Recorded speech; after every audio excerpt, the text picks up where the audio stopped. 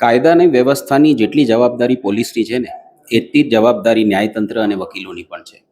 આજે તમે જ્યારે એક વકીલને રોકો છો ને એવું એલિગેશન કરો છો કે વકીલોના જવાથી આપણે કાયદા અને વ્યવસ્થા બગડશે, તો એ બેસિસ જ એકદમ ખોટું છે.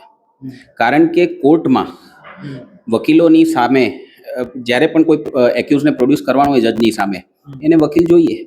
આપણો સંવિધાન એવું કહે છે કે તમારે એડવોકેટ ઓફ યોર ચોઇસ, અને એમાં એક એડવોકેટ નહીં, એને જેટલા વકીલ જોઈતા હોય એ માણસ રાખી શકે.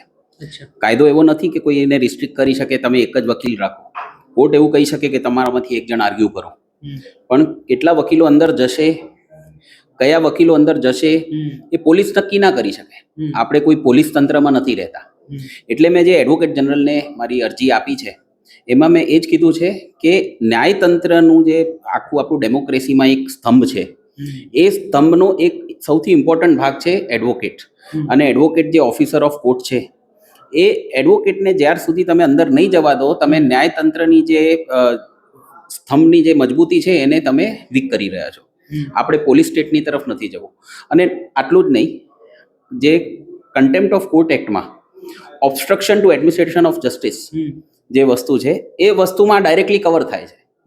એટલે મેં એડવોકેટ જનરલ સાહેબને જે લેટર લખ્યો છે એમાં એમની પાસેથી એ માંગણી કરી છે કે તમે આમાં અમને પરમિશન આપો, કાં તો તમે રેફરન્સ જાતે કરો, કાં તો ત્યાંની કોર્ટ કરી શકે.